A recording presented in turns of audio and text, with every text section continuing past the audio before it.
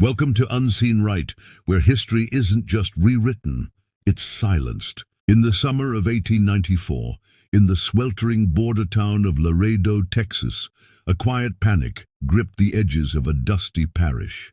Two sisters, Ana and Isabela Valdez, began showing up at people's doors, offering healing salves, strange tinctures, and eerily accurate predictions about childbirth and death. Some called them angels, others whispered a different word, witches. But here's the part no one could explain. The Valdez sisters had no known birth records. No one had seen them as children. Yet photographs taken by the town's only lensman in 1862 showed the same two women, unchanged, unaged, identical down to the last freckle. How could two women remain in their early 20s for over 30 years? This isn't folklore. This is from archived court testimony, exhumed diaries, and a bishop's letter that the church never meant to surface. The sisters weren't living alone. They resided in an abandoned mission, Santa Obscura, closed after a string of disappearances in 1851. People thought it cursed. But inside, townsfolk began to hear singing, low, droning Latin chants at midnight. Sometimes the screams of women, sometimes of children. Then came the incident that forced Laredo to act. A midwife named Rosa Jimenez vanished after reporting a strange birth. She claimed the baby wasn't breathing, until one of the sisters whispered something into its ear. The baby woke up screaming, but its eyes were open like it had already seen the world. That was the last time anyone saw Rosa alive. When local authorities finally raided the Valdez compound, what they discovered forced even the Vatican to get involved. The sisters were arrested, but the church took over the investigation. Files sealed, evidence redacted, witnesses silenced. This wasn't just another cult. It was something older, something clinical, something anatomical. Make sure to subscribe to our channel and hit that notification bell so you never miss these dark historical mysteries. And tell us in the comments, what state are you listening from? Because what you're about to hear isn't just a story about twins. It's about the elimination of aging, emotional rewiring, and a secret religious experiment that rewrote what it means to be human. And one terrifying truth: Ana and Isabela were not born. They were engineered. When the Valdez sisters were brought in for questioning, they didn't resist. In fact, they smiled. Not the panicked smile of someone caught, but the calm, confident smile of someone who knows you're too late. The sheriff described Ana's demeanor as maternal, yet chilling. She spoke softly, but never blinked. Isabela didn't speak at all, just stared. Her gaze reportedly made a junior deputy vomit in the hallway. She was said to emit a strange smell, a mix of sulfur and something sterile. That's when Father Miguel, the local priest, stepped in. He insisted the girls be handed over to the Order of Santa Obscura, a little-known Catholic group with deep roots in experimental theology. The town agreed. No trial, no public record, no photographs allowed. They disappeared into a carriage and no one saw them again. But weeks later, children in Laredo began disappearing. 8 in total, all under the age of 7. All previously treated by the Valdez sisters for fever, sleepwalking, or nervous fits. And then came the whispers. They weren't taken. They were called back. One grieving father, Diego Ramirez, swore he saw his daughter alive inside Santa Obscura 2 months after her funeral. She was walking in circles. Her eyes were open, but her body moved like it was being puppeted. He tried to speak to her, but a shadow stepped forward. It was Ana. Diego described her face as unchanged, but her hands were gloved in something unnatural, thin, white, not leather, something he swore looked like skin from a surgical ward. And then she said something that still burns in the archived transcript. She was born broken. We are teaching her not to feel. What did she mean? Old medical notes found years later in a boarded-up confessional may hold the answer. The Valdez sisters weren't just offering healing. They were reprogramming emotion, extracting trauma, erasing identity. The children weren't kidnapped. They were converted. The Vatican closed Santa Obscura in 1895, burned it to the ground, but the land is still fenced, monitored. And the song? The locals say it never stopped. At midnight, if the wind shifts right, you'll hear it. A slow chant, a weeping child, and footsteps pacing in perfect symmetry. Two at a time. Anna and Isabela never left. They just evolved. 1896. A group of railroad surveyors stumbled upon something that never should have existed. Roughly 14 miles from the ruins of Santa Obscura, deep inside an unmarked ravine, they found what appeared to be a hidden subterranean annex. Carved directly into limestone, with no official records, no ownership, and no way in or out, except from below. Inside, rows of surgical tables, stacks of journals bound in animal skin, and a wall lined with preserved children's clothing, all meticulously labeled. But what froze them in place was this. A living girl, no older than 10, standing motionless in the corner, eyes wide open, not blinking, not breathing. At first they thought she was dead, until one of the men swore he saw her lips move, just once. She said, "I was born before I had a name," and then collapsed. No pulse, no breath, but no decay either, like she'd been frozen in time. Medical examiners later reported metallic filaments embedded in the base of her skull, thin, spiral-like strands that led to her spinal column. A foreign substance was found in her bloodstream. Not blood, not saline, but something synthetic. Something the Texas State Lab refused to classify. But here's where things veer into the unexplainable. 1 week later, the body vanished. No break-in, no tampering, just gone. And in its place, a single white glove, the same kind Diego Ramirez described on Anna's hands. By now, whispers of the Valdez Sisters had become legend. Locals claimed they weren't human at all, but host vessels for something older, something religious and scientific, something unholy. But what was the purpose of it all? That question led investigators to the diary of Father Sebastian Valdez, a man once considered a healer. In his final entry, he wrote, "Emotion is decay, fear is noise. We are not erasing souls. We are upgrading them." This wasn't medicine. It was programming. Santa Obscura wasn't a church. It was a prototype facility. And the Valdez Sisters? They were the first successful outputs of a forgotten experiment in synthetic reincarnation, the ability to transfer memory, purge grief, and reshape biology through sound, surgery, and spiritual conditioning. But someone, somewhere, decided it had gone too far. Or not far enough, because in 1897, a private train from Washington, D.C. arrived in Laredo, with no passengers, only cargo. What was inside that train would rewrite everything we thought we knew about life, death, and control. The train arrived under federal seal. No one saw it come. No one saw it leave. But for 11 hours, it sat in silence on Track 7 at the Laredo freight yard, surrounded by men in dark uniforms with no insignias, speaking a language no one recognized. When it departed, it left behind one thing, a black crate, 7 feet long, sealed with brass rivets, and a warning burned into the wood. For initiates only, order of reversal. Locals say the crate was transported directly to Father Valdez's ruins under military escort, but by the time state investigators arrived 3 days later, the church was gone. Gone. Not burned, not collapsed. Gone, as if it had never been there at all. What they found instead was more disturbing. A circular pit, perfectly cut, 22 feet wide. No tool marks, no debris. Just one thing at the bottom. A child's voice, whispering in reverse. Those who dared to record it claimed the sound didn't just echo in their ears. It lingered in their dreams. One surveyor went blind after listening to it. Another disappeared, leaving behind only his boots and a torn journal page that read, "The sisters weren't created. They were summoned." That's when the Office of American Religious Affairs stepped in. You've never heard of it. You were never supposed to. Formed secretly in 1883, this agency's job wasn't to protect faith.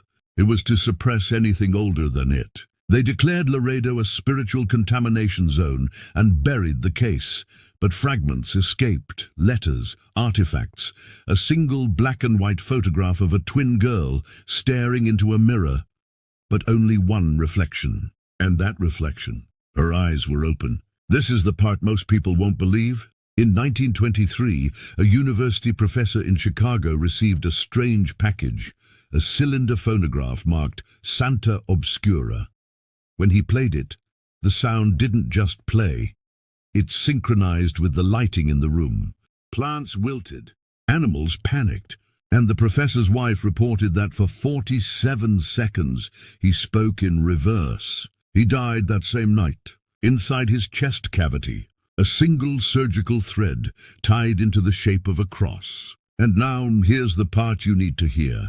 The audio still exists. Some say it's hidden beneath the Library of Congress. Others, that it's been digitized, encoded, and uploaded, somewhere online, disguised as ambient music or a meditation track. And once you hear it, you don't sleep the same again. By 1938, whispers about the Valdez Sisters had gone international. Not through newspapers, not through telegrams, but through dreams. Across Europe and parts of South America, thousands began reporting the same vision. Two identical girls, standing in the doorway of a burning cathedral, hands clasped, whispering a phrase no known language could translate. It didn't stop there. In a psychiatric hospital outside Lyon, France, 7 patients, none of whom had ever met, began sketching the exact same symbol, a downward triangle with an open eye in the center.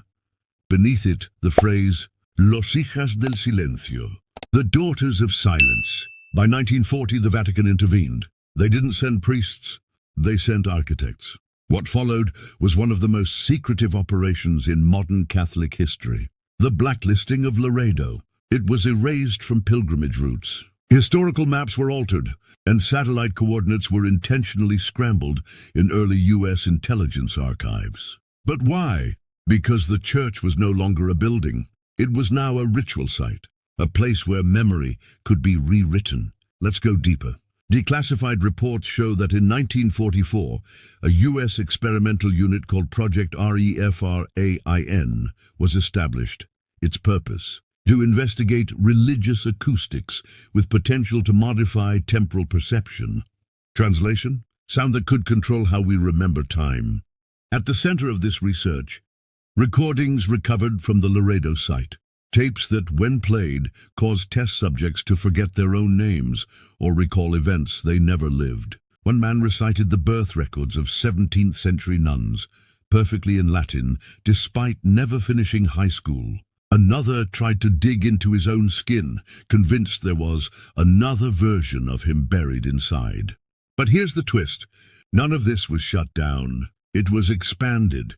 In 1952, Project Refrain was quietly absorbed into a broader Pentagon initiative, one tied to domestic media, radio broadcasts, and the early development of color television. Now ask yourself, why would a program built to study religious sound be involved in TV development? Because the goal was never entertainment. It was entrainment, to make you susceptible, to synchronize your emotions, to guide your perception without you ever noticing.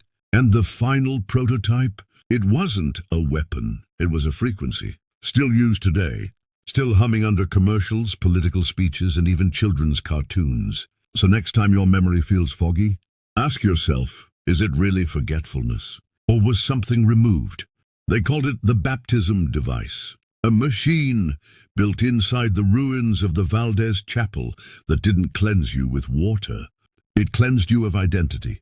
What began as a religious ritual had become something else entirely, a psychological reboot. According to suppressed transcripts from 1957, survivors of early ceremonies described the same sensation, a ringing in the ears, then silence, then I forgot who I loved. One man forgot the faces of his children. Another swore he was born in a different decade. A woman, once fluent in Spanish, could suddenly only speak Latin. But the truly terrifying part? They weren't hallucinating. Neurological scans conducted by off-the-books labs showed new neural pathways forming after exposure to the Laredo device. as if someone had gone in and rewired their soul. And the ones who resisted, they didn't die. They split into emotionless husks, silent still, walking reminders that something inside them had been permanently disconnected. But here's where the rabbit hole goes deeper. In 1963, a classified convoy moved through Texas under full military protection. Inside one of the lead vehicles, a sealed crate marked only with a symbol, an inverted eye carved into wood-scorched black. Destination, Bethesda Naval Hospital. Purpose, psychocognitive reconditioning. In simple terms, turning memories into programmable files. And guess who was briefed? A young CIA officer named Dr. Alan Preston, the same man later linked to MK Ultra Subproject 43, audio-emotive recalibration. Coincidence or legacy? Because by 1971 something changed. People began reporting a new kind of nightmare. Not visions of the Valdez twins, but of rooms. Rooms with no doors, no windows, only a mirror and a tuning fork resting on a chair. When asked what the fork sounded like, survivors didn't respond. They cried, uncontrollably, like children returning from war. You see, this wasn't about one church or one town. It was a blueprint. Laredo was the testing ground. And now, every screen, speaker, and signal you've let into your life might be using the evolved form of what started there. Comment below the phrase, "I remember the silence, I remember the silence." Let the algorithm and the watchers know you're awake. The final descent, what you're about to hear, was never meant to survive. The final piece didn't come from a church, a government file, or even a survivor. It came from a whistleblower, codename KH, a retired frequency engineer who worked for a private military contractor under a shell company called Valdez Systems. In 1982, KH leaked a series of tapes, not just audio logs, but calibration instructions, settings for devices meant to broadcast low-frequency pulses through confined spaces, hospitals, subway tunnels, schools, even funeral homes. But these weren't just ambient tests. They were targeted. KH described something called the reverence threshold, a point in the human brain where identity, memory, and obedience collapse into a single signal. Reach it, and a man will believe anything. That he's alone, that he's wrong, that the voice coming from the speaker is his own. The device used by Father Valdez, it wasn't unique. It was the prototype. But the twist? Its blueprints weren't traced to Texas. They matched a 17th century schematic found in a monastery in Toledo, Spain. Identical tuning measurements, identical frequencies. The same inverted eye was etched in the margins. You're not just looking at a dark experiment. You're looking at a ritual disguised as science, a centuries-long operation to map the human soul, decode it, and rewrite it. Every generation, it evolves. From church bells to megaphones, from sermons to television, from hymns to notification sounds, it's all music, just weaponized. KH's final message was brief. If you're hearing this, the tones are already in your blood. He disappeared 6 weeks later. His apartment was empty, but the mirror in his hallway still vibrating. You wanted forbidden knowledge? You got it. The Valdez sisters were never just healers. They were initiates. The chapel was never just a church. It was a conduit. And Laredo was never just a town. It was the first node in a global symphony of control, tuned, tested, and transmitted through generations. Now, every time you hear that tone before a video plays, every time a familiar jingle makes your skin crawl just a little too much, ask yourself, was that sound meant to soothe you or script you? This has been Unseen Rite, where history isn't just hidden, it's weaponized. Remember the silence, and don't let them take your frequency.